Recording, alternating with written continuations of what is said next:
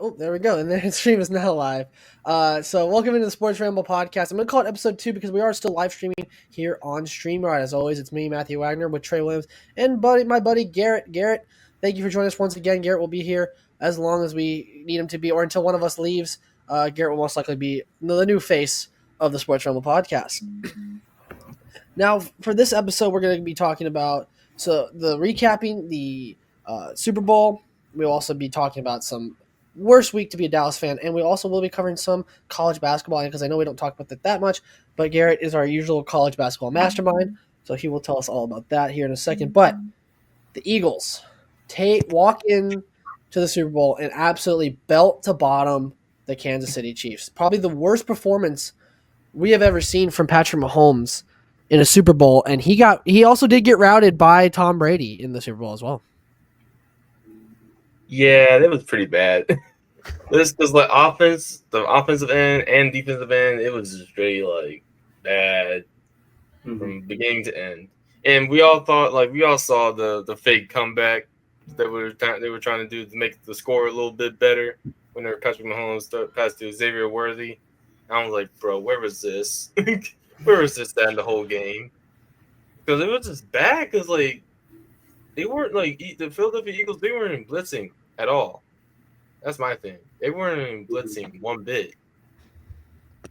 So it's kind of like one thing where Kansas City just got outplayed. Yeah, straight period. It was they just got outplayed. Yeah, Garrett, what were your thoughts on that? Yeah, you mentioned getting routed by Tom Brady. There's a stat. Patrick Mahomes is now 0-2 in Super Bowls against Tom Brady or being announced by Tom Brady. And so we'll see if they call Brady back again next year, see if the Chiefs make it back, make another run. But that'd be interesting to track as his career goes along, as Tom Brady continues to announce. See if that stat holds true even in the regular season. So yeah, for sure. I think that for 100%.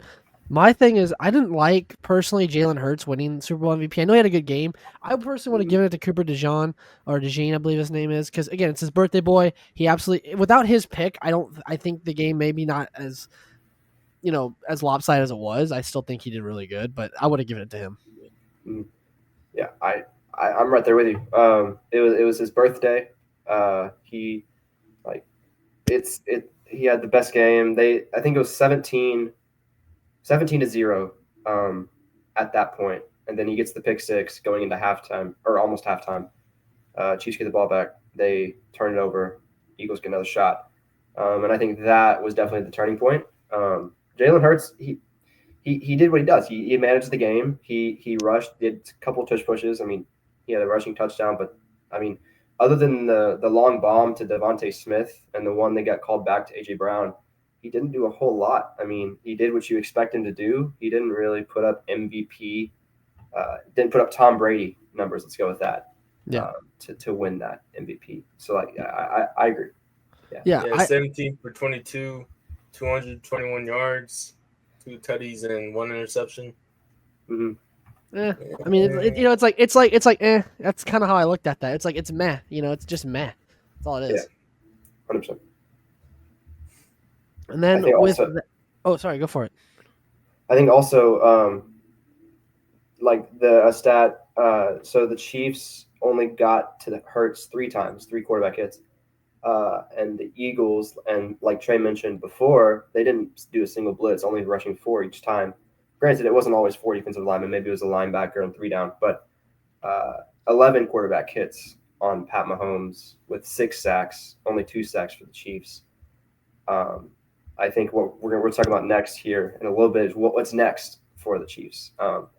And I'll just open up that segment as they gotta fix that offensive line, man. That's the first problem. Yeah, 100%. That's my main thing. The offensive line did not look good at all, and Travis Kelce did not look good at all. Terrible. He needs to retire. Yeah, he got either this next year's the last year or this was it, because the way that he played was not good at all. It was that's not the top 5 tight end of all time playing. That was probably like college Travis Kelce right there. Yeah. Mr. Party himself. So it was kind of like, well, you gotta make it fine. So I'll be honest. I knew the Chiefs were losing when DeAndre Hopkins dropped that pass, that wide open pass. I knew that game was over by then. See, like the key part with that, they probably would have scored if he would have caught that ball. You know how the difference of trajectory of the game would be? Yeah. It was probably would have finished 17-7. Oh no, I think it was like 24-7. And then it would probably would have scored again coming out of halftime. Mm-hmm. So the whole momentum would have been changed. But hey, D-Hop dropped it. I think he got like caught like pretty much like retired the other day. so hey, retirement home. I know everyone thought that Kelce was going to propose to Taylor Swift if they won. I don't think that was it. Even if they won, I don't think he was going to do that. I truly don't think he was going to do that. There's no, because he takes away from like, the celebration. I think he takes away from the celebration. But Travis Kelce's never been known to be a humble guy, so. Yeah. Like to your point, Matthew, I think he needs to retire, get a nice big home for the two of them, and just shack up. That's about it. Yeah, it protects it. It kind of in retiring like this, you could say, "Oh, he retired during the loss." Like he already got 3 Super Bowls. He doesn't need more. I don't know what legacy you're trying to build off of. I understand you probably want to take on like beat Gronk or whatever, but if I were to put like them and Gronk on the pedestal, I would honestly put Kelce over Gronk. And I hate saying that, I really do, because to me Gronk was good, but it was more like Brady really didn't need him as much as Mahomes needed Kelce. That's the way I look at it. That's a good point. Okay, that makes sense. Okay, I give you that. Because if you didn't explain say it all like that, okay, I probably would have been like, Gronk? We're talking about Gronk here.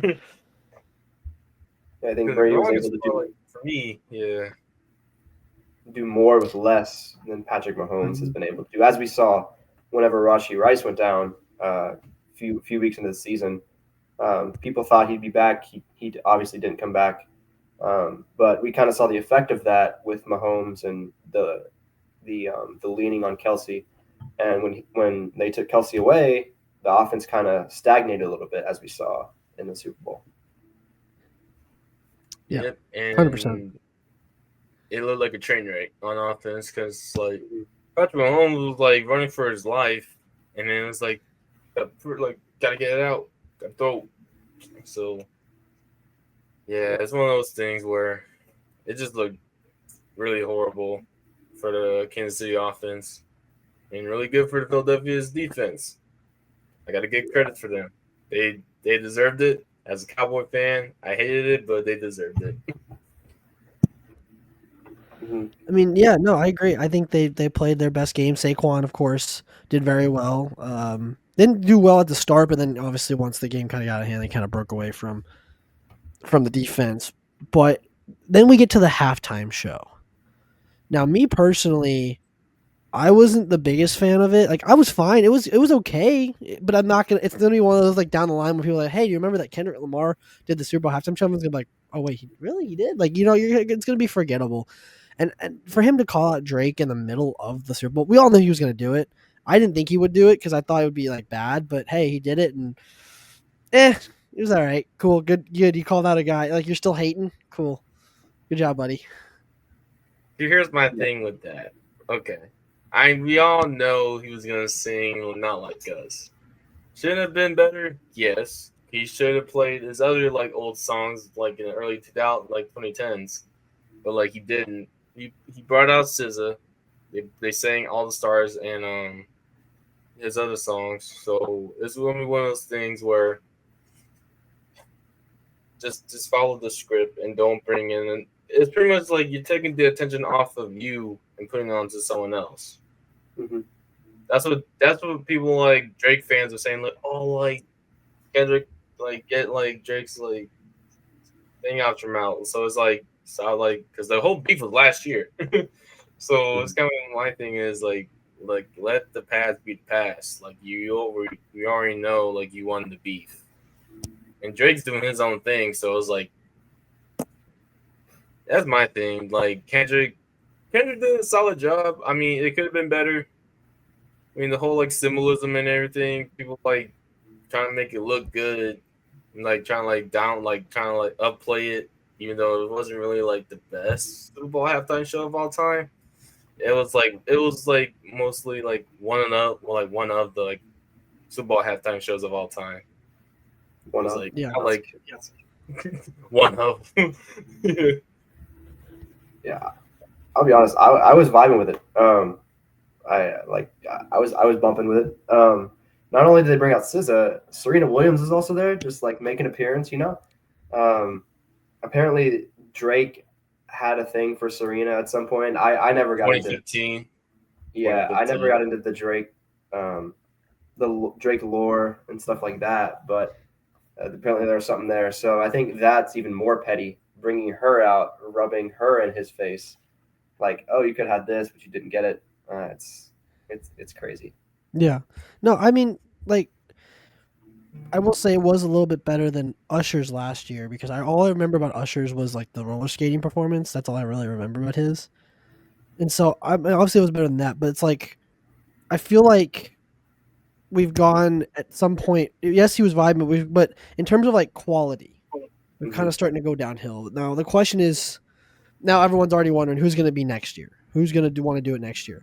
I know everyone wants Taylor Swift to do it. She'll never do it now because she's so ingrained with the NFL and everything. But for me, I would like to see maybe a rock band or some sort of, get away from. I know because last couple of years we've done R&B with Rihanna, with Kendrick, and with Usher. So it's like I kind of want to get away from that. I feel like we're getting too much into that now. I don't know who I would pick because again, you have to appeal to the kid. You have to appeal to all the teens, but you also have to kind of get your core like football audience. So I don't know. It's a little tough to pick who I would. So, because where's the Super Bowl gonna be played at next year? I want to say California. It's the Niners. It's Santa Clara. Okay. Okay. So what I'm thinking, Miley Cyrus. Hear me out, man. Hear me out. Well, that's what I saw. I saw on Twitter saying like Miley Cyrus might be playing in the Super Bowl halftime show next year because it makes sense. Because like, hey, you want something different? Look, hey, something different. That's different. Yeah, that's different. Pop artists. Hey, should she might pop out and do Hannah Montana for the one time? Who knows?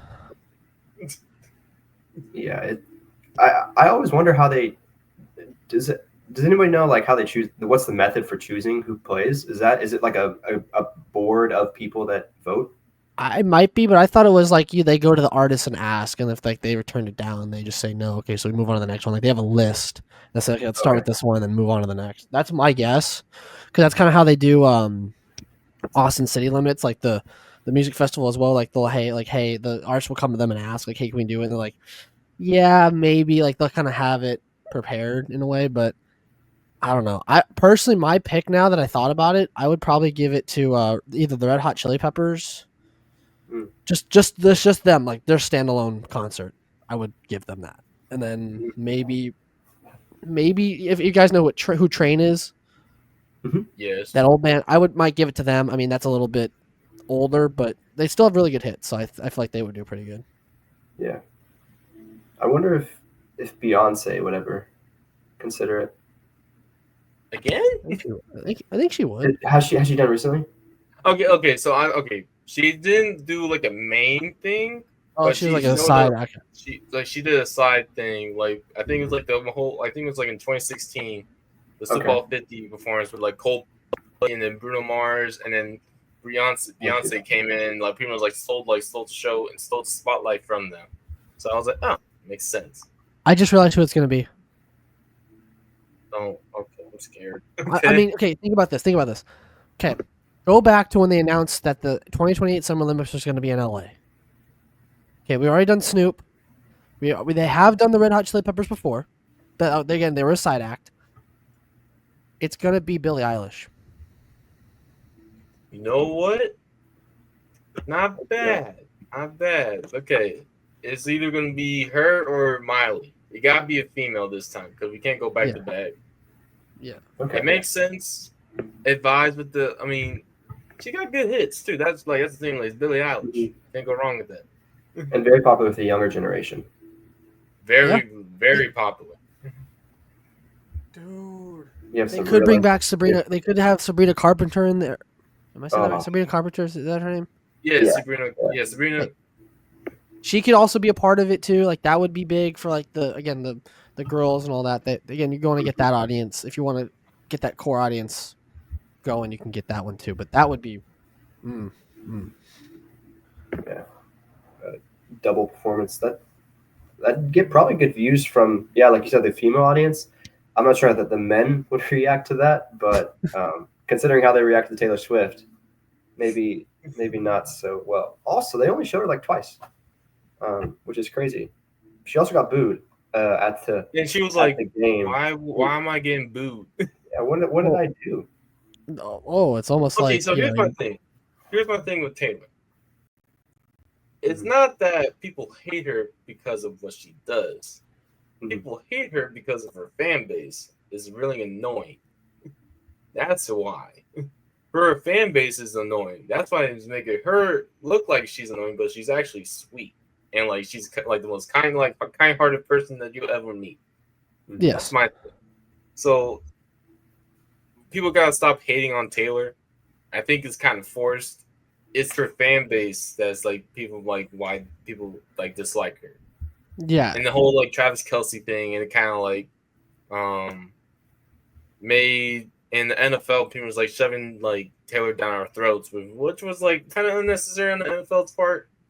And I feel bad for Taylor because like she didn't have like any say on that, like because pretty much like NFL was kind of like marketing her because yeah. of Kansas City. Because people just got tired of it. That's why I was like, oh my gosh, Taylor, like why? Like why is Taylor Swift showing up now? Because that's why I was like, oh my god, Taylor, we got to pan the camera to Taylor. So it's not her fault, actually. It's like it's pretty much her fans and the NFL and like everyone on the marketing team trying to make Taylor like this big like star, like which she is.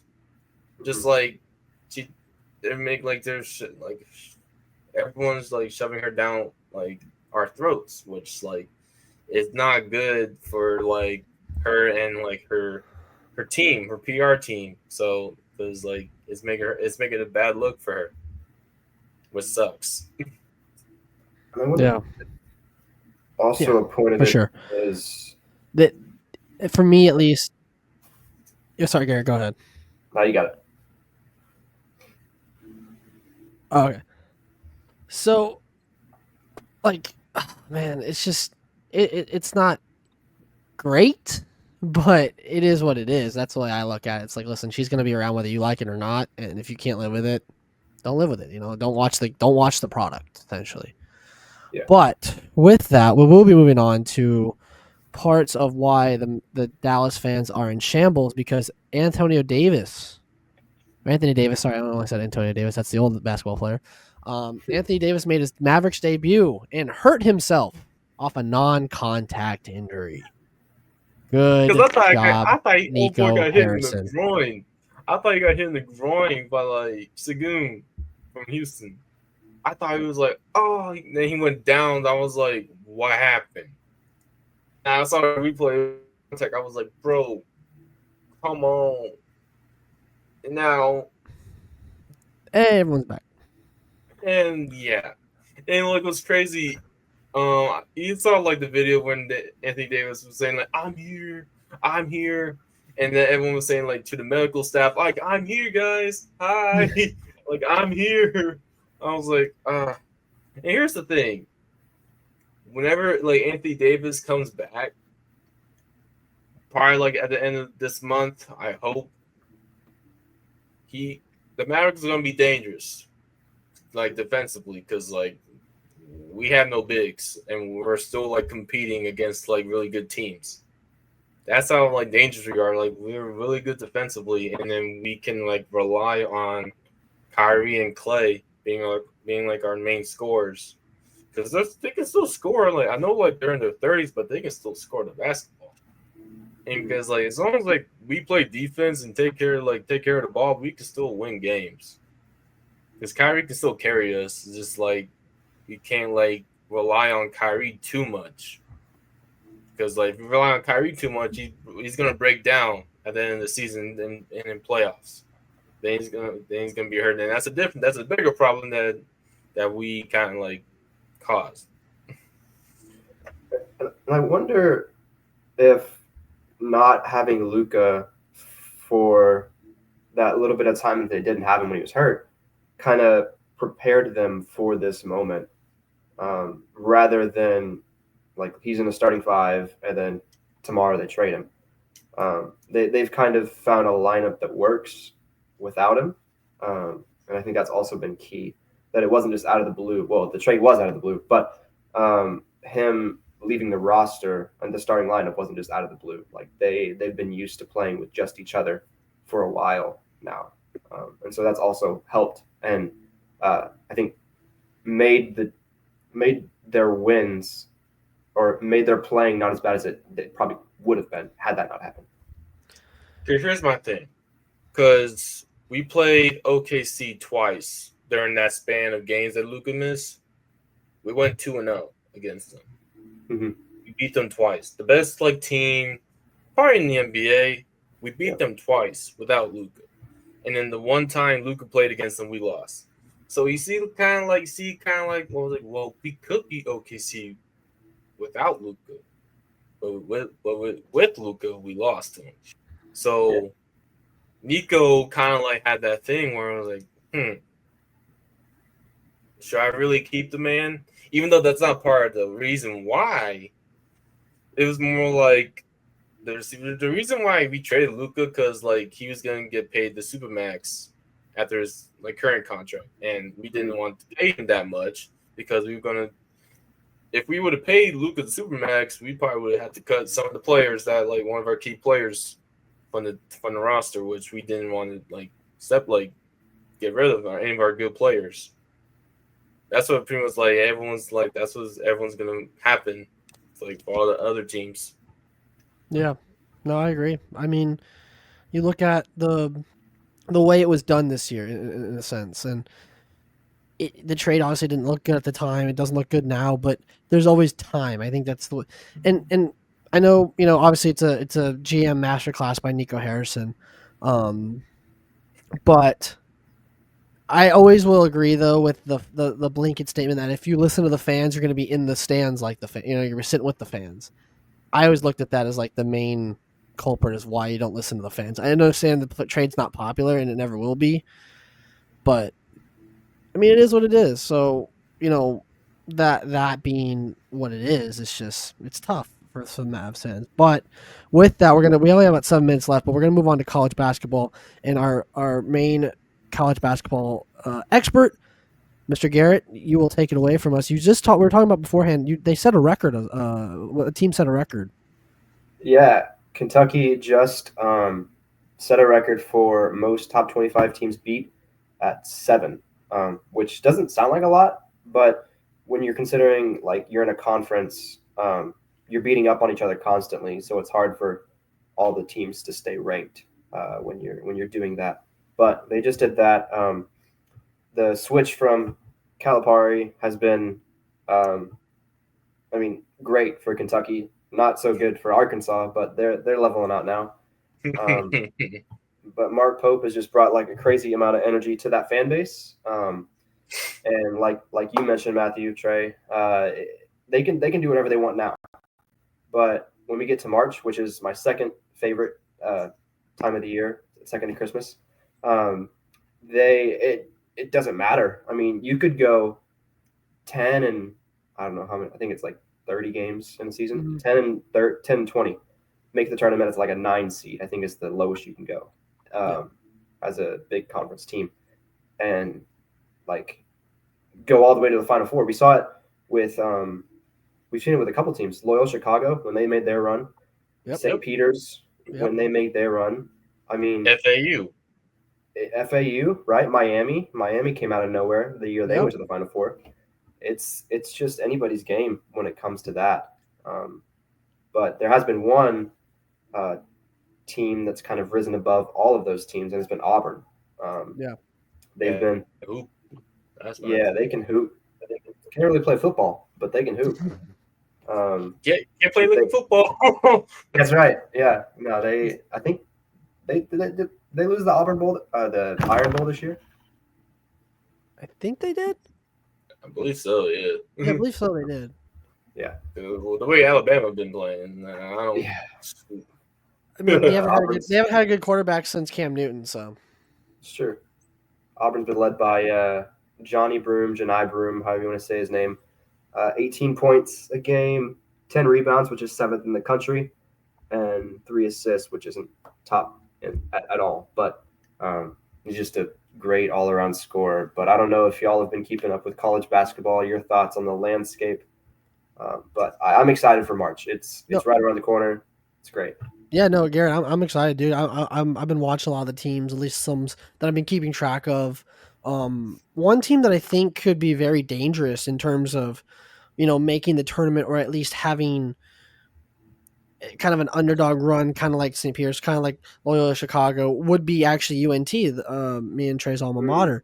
And the reason I say that is because they're a really good team. Again, and the reason they'll be good, if they don't make the tournament, they'll probably end up making an NIT, I believe.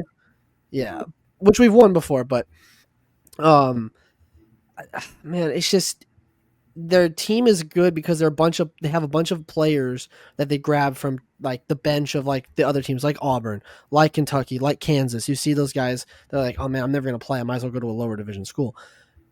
Kind of, I know we're still Division I, but you're not gonna put us up there with Kentucky. You're not gonna put us up there with like teams like Texas. Like, you're just not going to. So. I think they can have a pretty good run at it. They're definitely poised to make the tournament this year if they keep it up with the strength of their schedule. They have some pretty good players on that team. It's just a matter of can the coaching. It all comes down to coaching, obviously, in that tournament and execution. Yeah, and obviously Kentucky is being the obviously the favorite right now to win the March Madness tournament. Dude, it's one of those where I know everyone like bets on that tournament. I never could. Mainly due to the fact that it's like it's so unpredictable. Like you can't guess like what teams are going to win. Yeah.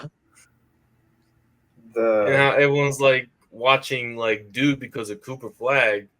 Everyone's like, all like the tank teams are like in the NBA. It's like, let's capture the flag. Let's watch let's tank for Flag. Let's tank for Cooper Flag. Even though like we don't know how good he's going to be. Yeah. It's like there's like instances where like sometimes like he kind of might be kind of lazy. Sometimes he gives up on plays. Sometimes he doesn't. So it was kind of like it just depends how good he is. Like we show him I seen highlights. Like yeah, he's a good ball player, but like this guy's up to the team. Mm-hmm.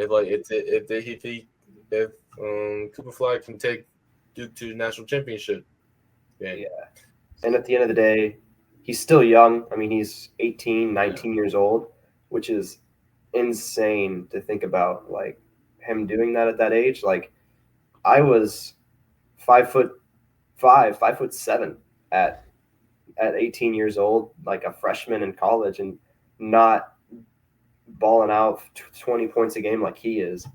It's just insane. As you get older, looking back at these young guys dominating as they are, it's crazy. Yeah, no, I agree. I think that's the beauty of it now. It's like you look at all these kids and you're like, man, like back when we played, like when we had time, like more guys were a little bit lankier. They weren't as quick. Now it's like all about speed, and you're just like, well, you got to sit back and be like, whoa, like kind of like take a second to be like, holy crap, like it's changed. A lot of what we know as basketball has changed. Like the speed change, like because it's for college, it's faster. Yeah, the NBA, it's way faster, and it's kind of like it's funny that someone said it's kind of like watching 5 Russell Westbrooks play. Actually, no, 10 Russell Westbrooks play on the same time, like that, because that's how hard they're playing. Because like they're not gonna pass up this opportunity because like one mess up is over. Yeah, they're not gonna see the court. No, that's all. strict the coaching staff is for college. Yeah, for sure. And that is what's crazy is like when coaches make the jump from college to NBA or from any college level to a professional level, whether it be football, hockey, baseball, it's so difficult because those kids, now that they're making money, it's a little bit, obviously they're not making as much as they would in the professional leagues, but you're coaching a team. In the professional leagues, you're coaching individuals. That's the difference. And it's hard to get the individuals to come together as a team.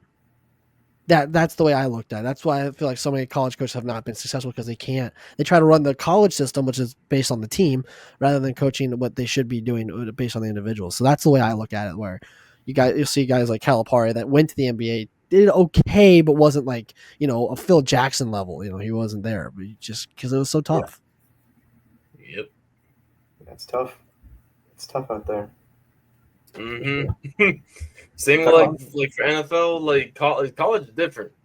College, like NCAA to the NFL. Some college coaches can do it. Some college coaches can't do it. Yeah, so it's up to like the coaches, Saban tried. He failed. He came back. Yep. Yeah, I mean Chip Kelly, same with him. Chip Kelly tried, and I mean he did. I think a little bit better than Saban. Obviously, definitely better than Urban Meyer. But everyone did better than Urban Meyer. I think we did better than Urban Meyer. We haven't coached a game.